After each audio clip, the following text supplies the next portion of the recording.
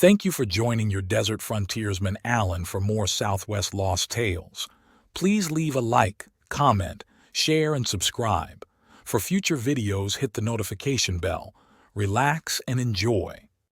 The American Southwest of the 1880s was a land of stark contrasts, where civilization's advance collided with ancient ways of life, where justice and vengeance often spoke the same language.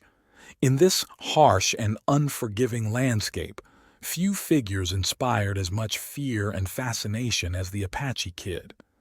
Today, we'll unravel the mystery of his final days, a story that remained hidden in the shadows of history until an old-timer's account brought the truth into the light. To understand the significance of the Apache Kid's end, we must first understand the terror he inspired. Throughout the 1880s and into the 1890s, his name became synonymous with brutality across the territories of southern New Mexico and Arizona. Unlike the flashy outlaws of his era, the ones who rode with gangs and sought notoriety, the Apache Kid was a shadow, a ghost who moved through the landscape like a deadly wind. He developed a distinctive operating pattern that made him particularly difficult to track or capture. Working either alone or with no more than one or two companions, he chose his targets carefully, striking at isolated areas where help would be far away and escape routes were plenty. But what truly set him apart, and what made him particularly feared, was his willingness to victimize anyone, regardless of their background. Most outlaws of the era had their preferred targets. Some robbed banks, others stole cattle, many focused their violence on specific groups. But the Apache Kid broke this mold. His victims included both white settlers pushing into the territory and members of his own Apache people. The exact number of those who fell to his violence remains unknown, lost to time and the vast spaces of the Southwest. What we do know is that contemporary accounts universally described his attacks as brutal, suggesting a level of violence that went beyond even the harsh standards of the frontier. By the mid-1890s, the Apache Kid's trail seemed to go cold. Reports placed him in northern Mexico, specifically in the forbidding Sierra Madre Mountains, a common refuge for those fleeing American law. For years, historians debated his fate, adding his name to the long list of Western outlaws whose final days remain shrouded in mystery.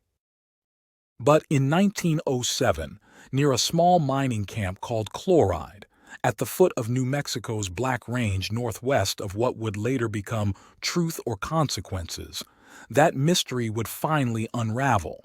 And it would begin, as so many Western tales do, with stolen horses. Billy Keene was well known in the Chloride area. A skilled hunting guide, he was in the midst of preparing for the arrival of a hunting party from the Swift Packing Company when word spread that horse thieves had struck several northern residents. In the frontier, horse theft wasn't just a crime, it was a threat to survival itself. A man without a horse in this unforgiving landscape was as good as stranded on an island. Keene found himself elected leader of a six-man posse, and they set out tracking north, methodically checking ranch after ranch. Their break came at Sabi Sorrell's ranch, where they picked up clear signs of the thieves' passage. The tracks led them toward the San Mateo Mountains, and as darkness began to settle over the land, they spotted what they'd been looking for, a campfire flickering on the San Mateo Divide. The posse made camp for the night, planning their approach carefully. Dawn broke over a scene that must have seemed almost peaceful at first, a sloping meadow where the stolen horses grazed quietly in the early morning light. But peace in the West was often just an illusion, a quiet moment before violence erupted. As the posse watched, two Indian men approached the horses. The leader was immediately noticeable, a large, powerful man carrying a Winchester rifle with the confidence of someone who knew how to use it. About 30 yards behind him came his companion, a smaller man whose role in what was about to unfold would be limited to that of a witness. What happened next was over in seconds. 3 shots rang out simultaneously in the crisp morning air, the sound echoing off the mountain slopes. The larger man fell instantly, his life ending before he likely knew he was in danger. His companion, though believed wounded, managed to escape into the wilderness, disappearing into terrain he knew far better than his pursuers.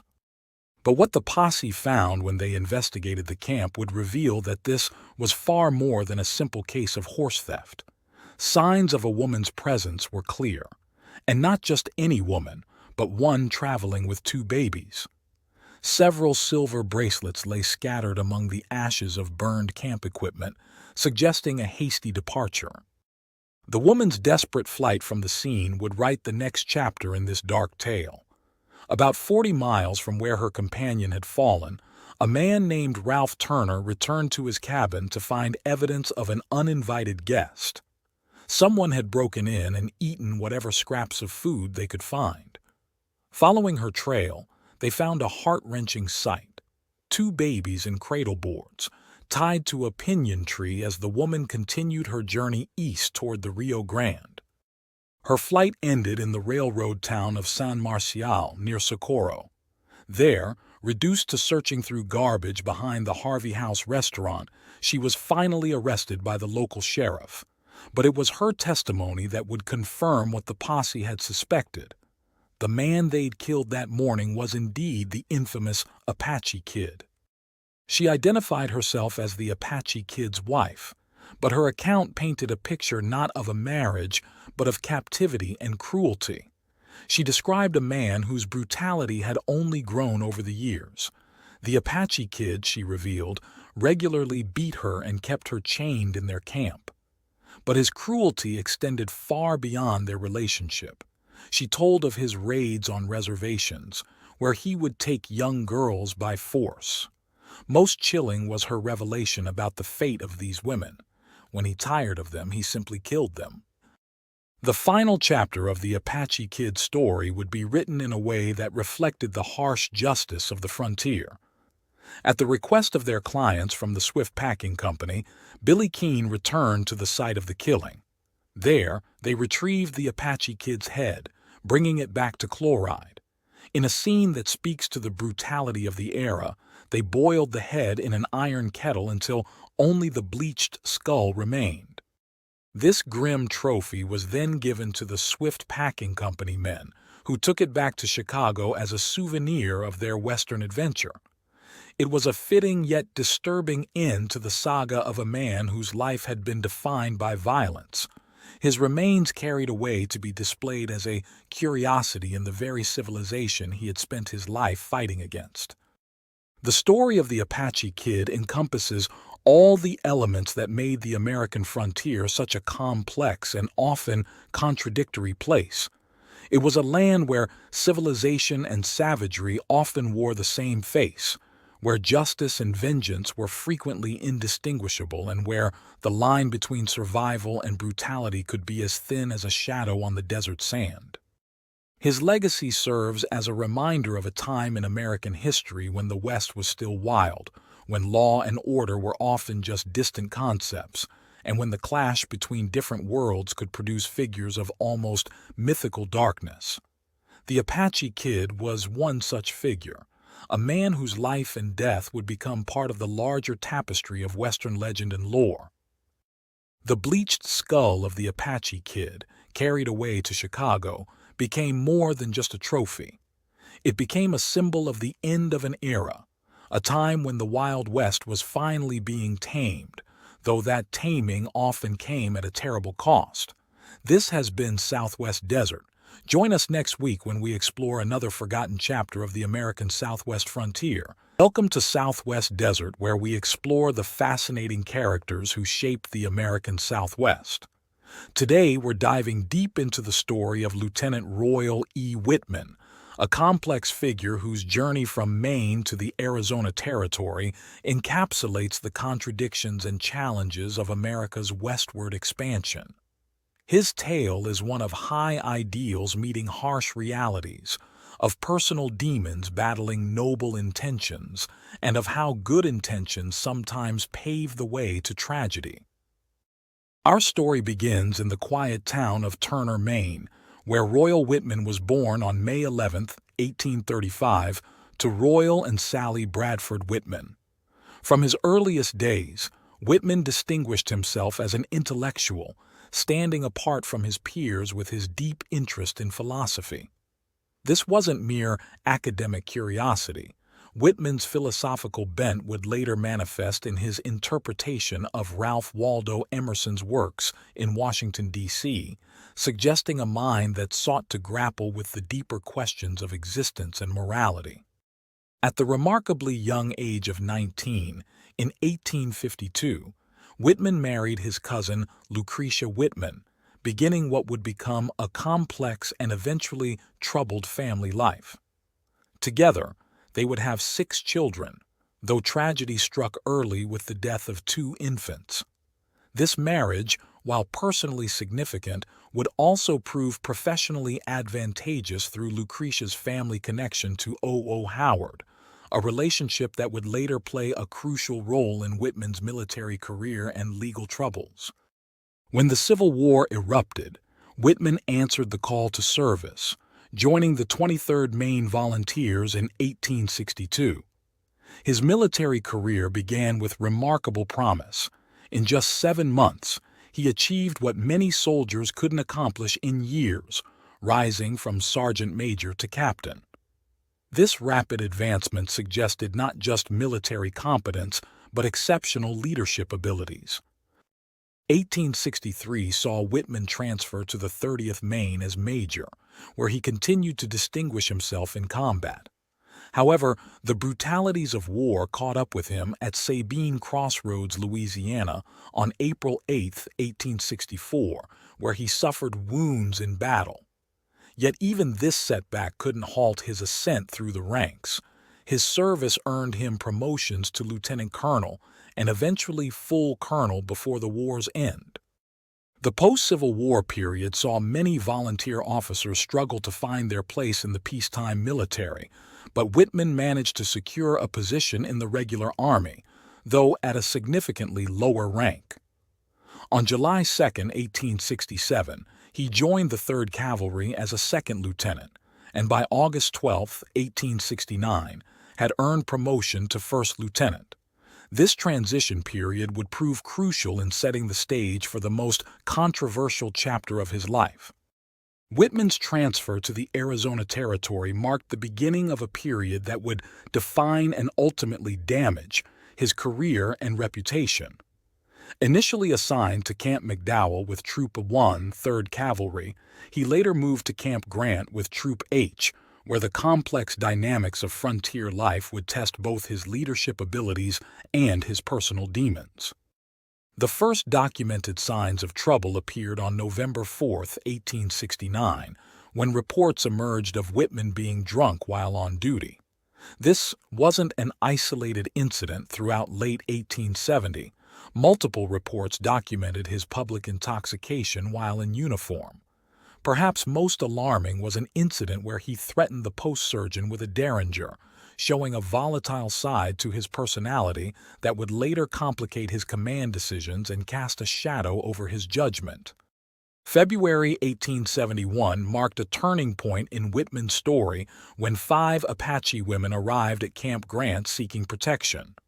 His response to this situation would prove both humanitarian and controversial, setting in motion a chain of events that would have far-reaching consequences for all involved. Whitman spent considerable time with these women, offering them presence and protection. When the chiefs of the Aruvapa and Pinal bands arrived 2 days later, Whitman made a series of decisions that, while well-intentioned, would later be scrutinized and criticized by his superiors and the public alike. Acting on his own initiative and often without proper authorization, Whitman established an unofficial feeding station for the Apaches and allowed them to camp outside the military reservation. His actions, while humanitarian in nature, completely bypassed the military chain of command. He even took the extraordinary step of contacting Washington directly, and committed Army funds without proper authorization, decisions that would later come back to haunt him in his court-martial proceedings. The story reaches its tragic climax on April 30th, 1871, with what became known as the Camp Grant Massacre.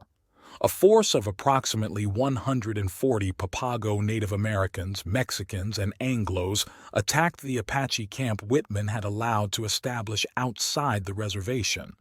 The death toll was staggering. Somewhere between 30 and 150 Apaches, mostly women, were killed, and 19 to 27 young Apaches were taken prisoner. Whitman's response to the massacre revealed both his humanity and the contradictions that marked his character. He immediately ordered the burial of the dead and sent messengers to locate survivors, showing genuine concern for the Apache people under his protection. However, his multiple reports and letters about the event contained contradictions that would later raise questions about his reliability as a witness and commander. The aftermath of the massacre brought Whitman's personal demons and professional judgment under intense scrutiny. December 1871 saw his first court-martial on charges of drunkenness and gambling, though General Crook halted these proceedings before they could reach a conclusion. A second court-martial followed in May 1872, focusing on his neglect of duties regarding Apache supervision. While he escaped this charge thanks to Howard's intervention, his luck ran out with a third court-martial in September 1872. This final trial resulted in a conviction on multiple charges and a sentence of reprimand and 6-month detention. The proceedings revealed not just Whitman's professional failings, but also the complex web of relationships and responsibilities that characterized frontier military service. Whitman's military career entered a steady decline from 1873 onward, marked by multiple medical leaves for various health complaints. By March 20, 1879, he retired for age and disability, bringing his military service to an end. However, his story didn't end with his military career. His personal life continued to evolve. Following his divorce from Lucretia, he married Harriet Willard in 1876. After Harriet's death in 1899, he married once more to Mary Miller Blood in 1902. Despite his troubled military career, Whitman showed innovation in his later years, designing the Whitman saddle and establishing the Bates and Whitman Company. He lived out his final years in Washington, D.C. until his death in 1913. Looking back, Royal Whitman emerges as a study in contradictions. Indian Commissioner Manny Penny praised his work with the Apaches, and Apache agent John Clum credited him with truly understanding the indigenous people he worked with. Yet his record reveals a man both idealistic and self-righteous, impulsive and stubborn. He showed genuine sympathy for the Apaches while maintaining deep suspicion of settlers, often acting against both convention and authority.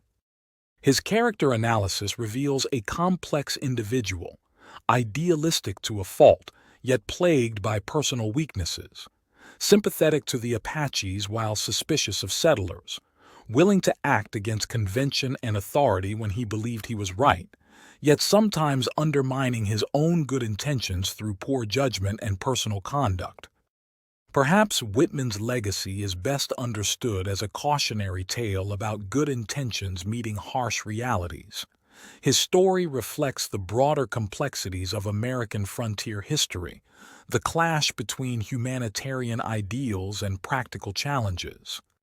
Whitman's experience at Camp Grant highlights the challenges faced by military officers trying to balance multiple competing interests: the safety and welfare of indigenous peoples, the demands of settlers, and the requirements of military discipline.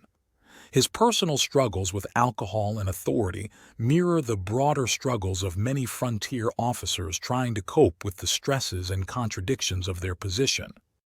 In the end, Royal Whitman stands as a reminder that history isn't written in black and white, but in shades of gray, where even the most well-intentioned actions can lead to unforeseen and sometimes tragic consequences. His story continues to resonate today as we grapple with questions of humanitarian intervention, military responsibility, and the complex relationships between different cultural groups. The tale of Royal Whitman, intellectual, soldier, humanitarian, and flawed human being, reminds us that the story of the American West is not just about conquest and conflict, but about individual human beings trying, sometimes succeeding and sometimes failing. This has been Southwest Desert. Join us next time as we continue to explore the fascinating characters who shaped the American Southwest. In the annals of the American West, certain conflicts have captured the public imagination. The Lincoln County War, the Pleasant Valley War, the Johnson County War. But there's one bloody chapter of frontier history that's often overlooked, despite its brutal intensity and far-reaching consequences. This is the story of the San Juan County War, a savage confrontation that turned New Mexico's Four Corners region into what locals called Death's Alley. The year was 1879, and San Juan County, New Mexico, was earning what contemporary observers called a hard and unsavory reputation. In this remote corner of the territory where New Mexico met Colorado, lawlessness wasn't just common, it was a way of life. One particularly colorful description of the era noted that lynchings were as common as fleas on a dog. Unlike other territorial conflicts of the time, the San Juan County War would become notorious for its lack of clear heroes and villains, where the line between lawman and outlaw was so blurred it often disappeared entirely. To understand the powder keg that would explode into open warfare, we need to first understand the land itself. San Juan County sat at the crossroads of several territories, part of the Four Corners region where New Mexico, Colorado, Arizona, and Utah met. This geographic position made it perfect for cattle rustlers and outlaws who could quickly cross territorial lines to escape justice.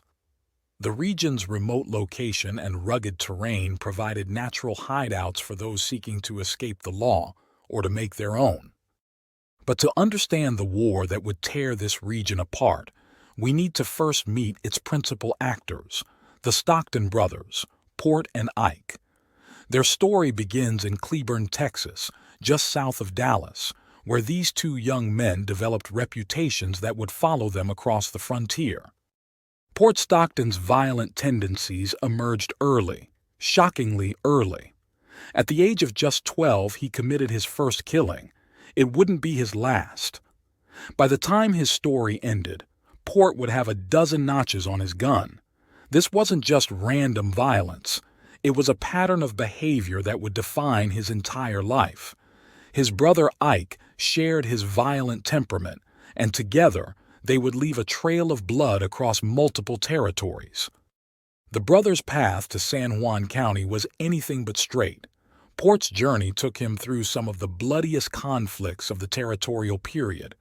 He became deeply involved in the Colfax County Land Grant War, where he added to his growing reputation by committing murder in Cimarron.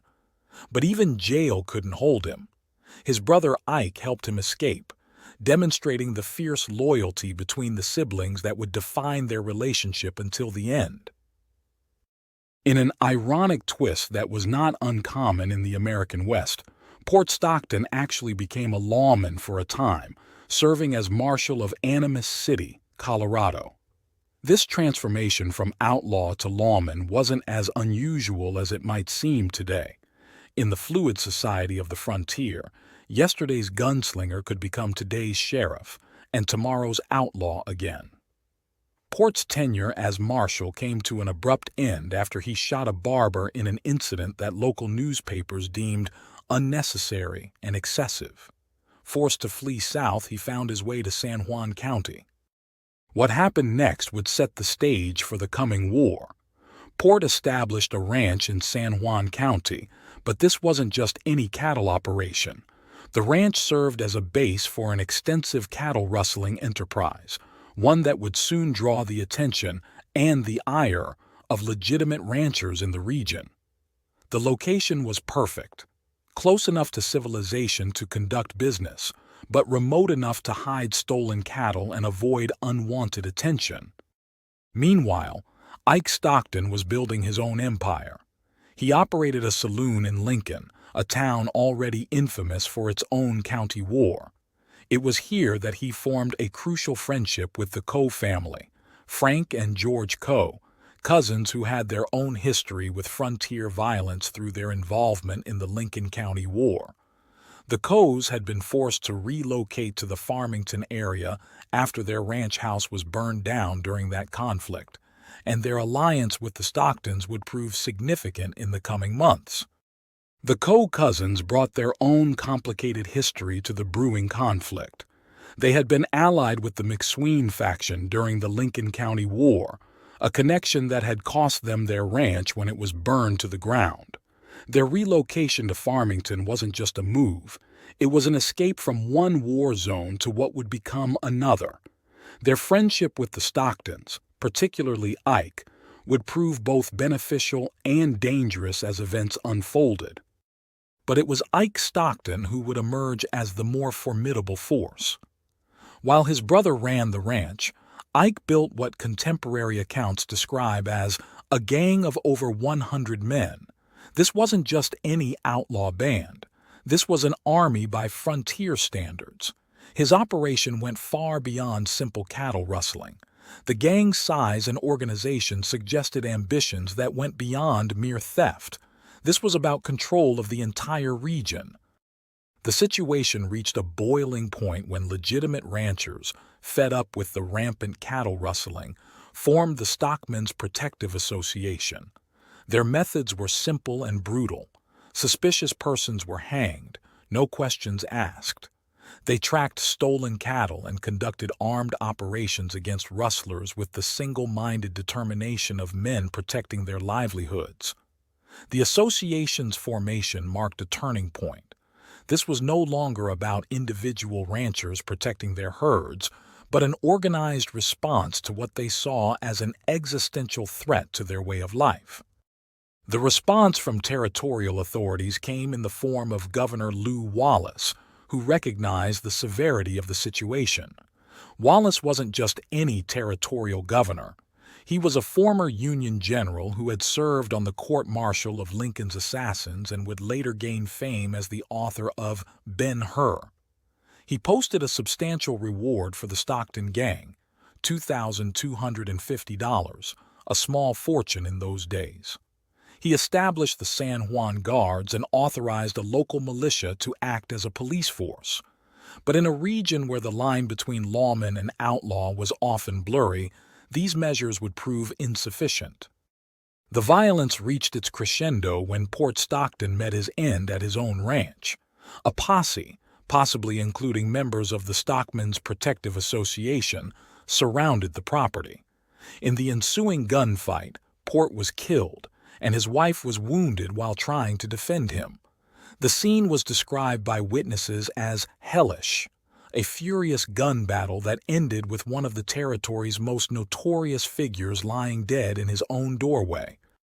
But this wasn't the end. It was merely the beginning of a new phase of violence.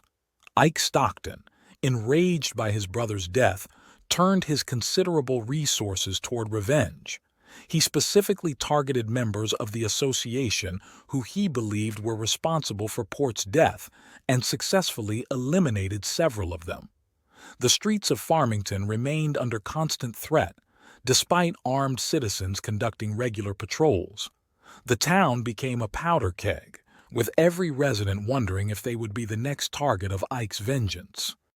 The violence spread across the region like wildfire. Frank Coe found himself specifically targeted by Ike Stockton, though the exact reason remains unclear from historical records. The streets of Farmington became battlegrounds, with armed citizens patrolling day and night. Every stranger was viewed with suspicion. Every unusual sound could be the beginning of another gun battle. But Ike's reign of terror would not last forever. In Durango, Colorado, He finally met his match. During a confrontation, he was shot in the knee, a seemingly survivable wound that would prove fatal. After his leg was amputated, Ike Stockton, the man who had built and led a gang of over 100 outlaws, died from blood loss and surgical shock. His death was reported in newspapers across the territory, marking the end of an era. The death of Ike Stockton marked the beginning of the end of the San Juan County War, but the violence didn't end immediately. His gang of more than 100 men scattered to the winds, breaking into smaller groups. One such group continued their robbery spree in northern New Mexico, eventually fleeing to the Black Range west of the Rio Grande.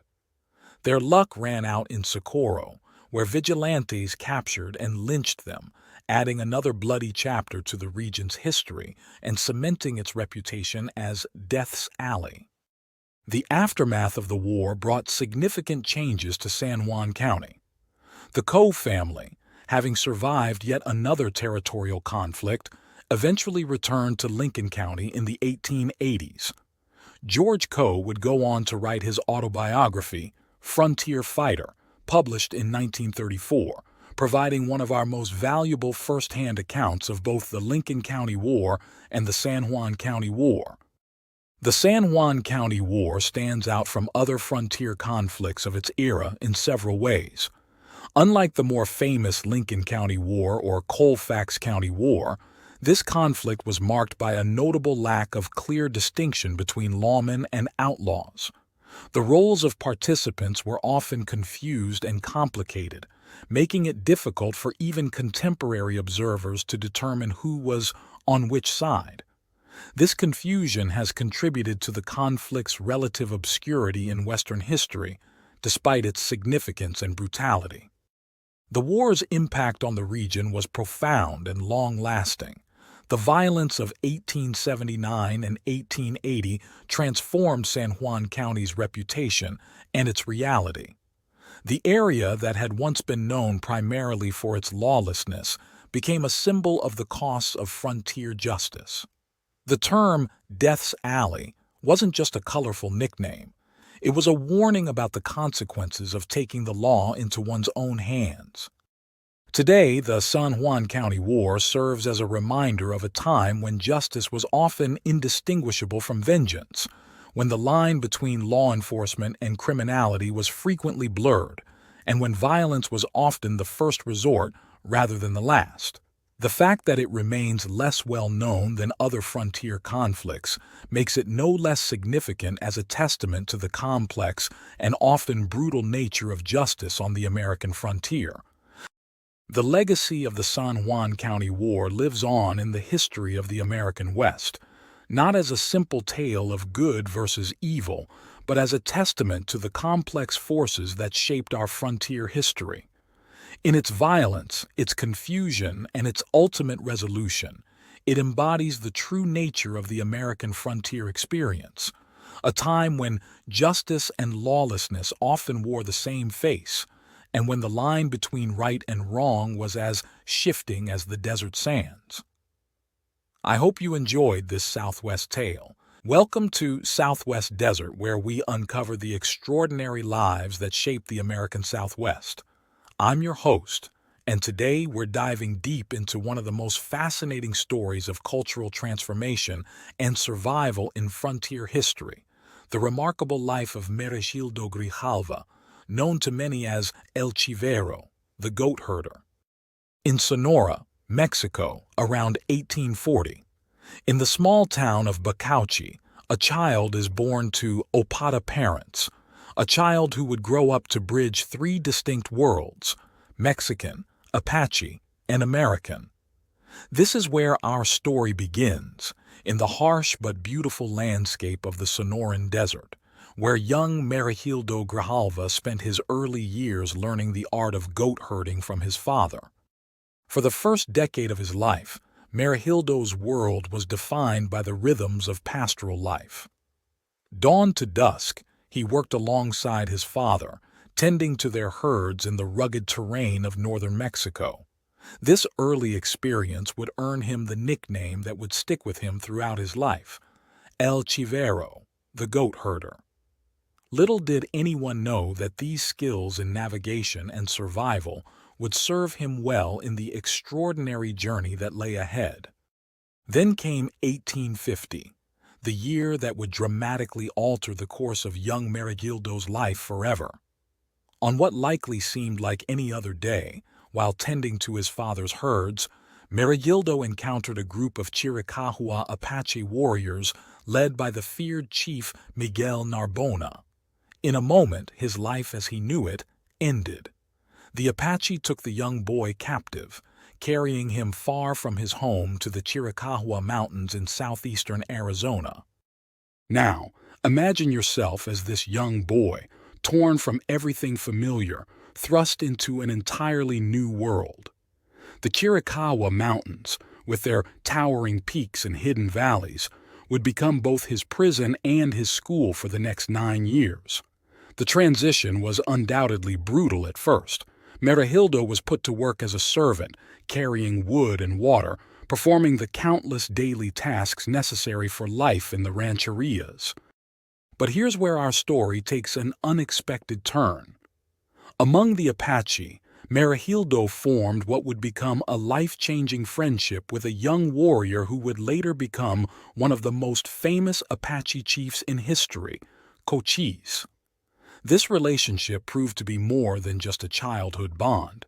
It became a shield of protection that would help ensure Merejildo's survival within the tribe. During these formative years, Merejildo underwent a remarkable transformation. He didn't merely survive among the Apache. He became immersed in their way of life. He learned their language, becoming fluent in the complex Athapascan tongue. He engaged in self-defense training with other young boys, learning the fighting techniques that would later serve him well.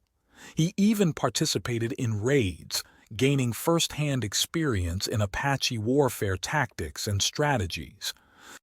But in 1859, after 9 years of living as one of the Apache, Merejildo made his dramatic escape. 2 fascinating legends surround his departure, each speaking to the complex nature of his experience. The first tells of him learning about the tragic deaths of his 5 brothers at the hands of the Apache, igniting a desire for freedom and perhaps revenge.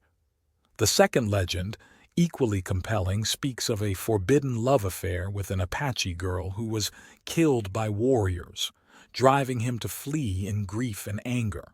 While we may never know the true catalyst, what's certain is that this marked the end of one chapter in Merejildo's life and the beginning of another, even more remarkable one. Merejildo's unique background, his intimate knowledge of Apache language, culture, and territory, made him an invaluable asset to the United States military. His journey in government service began at Fort Thorne, where he was employed by Dr. Steck.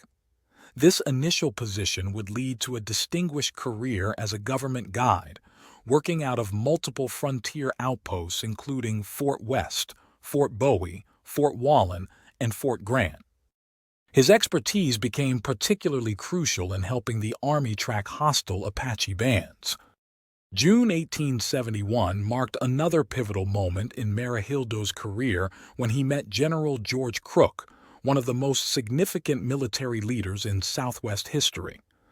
Alongside his brother Francisco, who had also been an Apache captive, Merejildo served as a guide during Crook's campaigns.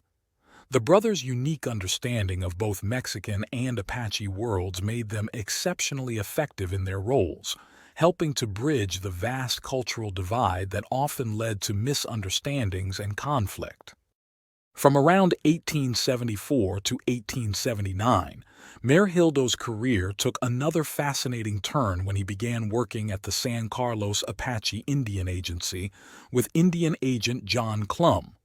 This period demonstrated his diplomatic skills as much as his military ones. He traveled to Washington with a group of Apache, helping to represent their interests in the nation's capital. In a particularly memorable event, he helped present an Apache war dance in Tucson, serving as a cultural interpreter between the Apache and the local population. While Merejildo's professional life was marked by constant movement and danger, he managed to establish a personal life that reflected the complex cultural tapestry of the Southwest.